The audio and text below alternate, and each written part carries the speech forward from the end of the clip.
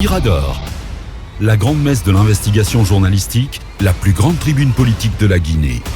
Avec Aboubacar Diallo, Talibé Bari, Mamadou Ouri Diallo, Akoumba Diallo, Kabinet Fofana, Mohamed Kaba, Raïma Lincoln Souma, Mamadou Diambalde.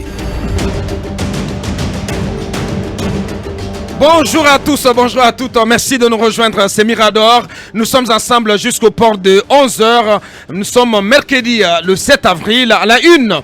Qu'il soit source de tristesse pour les uns ou porteur d'espoir pour les autres, le mercredi 6 avril 2022 restera gravé dans le marbre des actes mémorables de la justice guinéenne.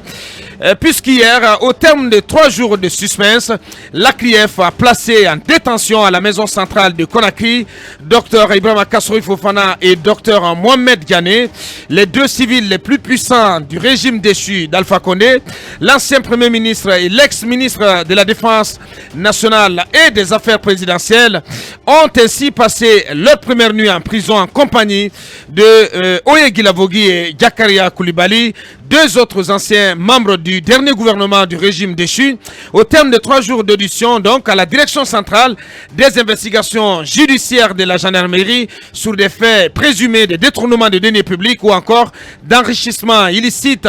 La Cour de répression des infractions économiques et financières a cru bon de les placer sous mandat de dépôt en attendant, apprend-on, qu'un juge d'instruction les reçoive à partir du 11 avril prochain. Que peut-on retenir des faits et des conséquences de la si longue journée d'hier, mercredi, dans ce dossier? Qu'en est-il de la procédure qui a conduit à ces incarcérations? Nous nous intéressons donc à cette actu majeure qui défraie la chronique en Guinée. Et là-dessus, vous entendrez Maître Salifou Béavogui du collectif d'avocats de Doncas et compagnie. Dans le même sillage, CRIEF toujours depuis sa cellule à la maison centrale de Coronti, Souleymane Traoré, ex-directeur général du FER, Fonds d'entretien routier, se fait entendre, se fait voir, détenu depuis le 23 février dernier suite à un mandat de dépôt de la Chambre de l'instruction de la Cour de répression des infractions économiques et financières. Souleymane Traoré, à travers une correspondance adressée au président de cette juridiction spéciale et au garde des Sceaux, s'insurge en ces termes contre la façon dont son cas a été traité. Je suis inculpé et détenu sans être entendu, même plus de mois plus tard. Pire, le parquet spécial et les juridictions d'instruction utilisent la caution non pas comme une garantie de représentativité ou de paiement d'un éventuel préjudice, mais comme une preuve de culpabilité ou une contrepartie à ma libération plutôt, a-t-il déploré. Et de s'interroger, nous citons, comment peut-on imaginer que dans un dossier d'acquisition d'un complexe immobilier dûment autorisé, occupé par l'institution, on demande au directeur sortant une caution équivalente à la moitié du prix d'achat? S'interroge-t-il à rappeler qu'en guise de caution, la CRIEF a demandé à la bagatelle de 30 milliards de francs guinéens au sieur Traoré? Quels enseignements peut-on tirer de cette correspondance de l'ex-DG du Fonds d'entretien routier? Faut-il parler de vice de procédure en l'espèce? Nous poserons le débat dans cette émission. Cadre de concertation inclusif, c'est le nom de la plénière choisie par le chef de l'État, colonel Mamadi Doumbouya, pour ouvrir des discussions entre les forces vives du pays.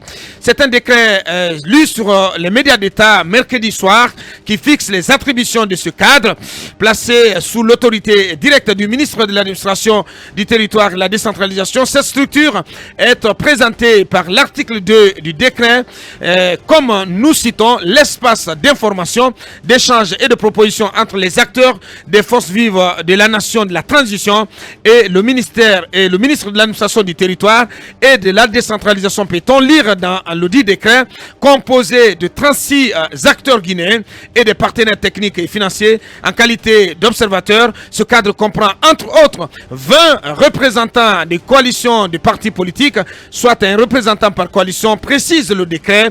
Des questions à se poser ce matin: la composition et les missions de cette cette nouvelle structure répond-elle aux attentes des forces vives, notamment la classe politique? C'est la grosse interrogation ce matin. Quelle impulsion ce cadre donnera-t-il à la finalisation d'un chronogramme de la transition avant le 25 avril prochain? Nous essaierons d'en savoir et de comprendre auprès de plusieurs acteurs qui vont prendre la parole dans cette émission. Le procureur général, après la cour d'appel de Conakry, a voulu marquer d'un grand saut sa première journée post-suspension.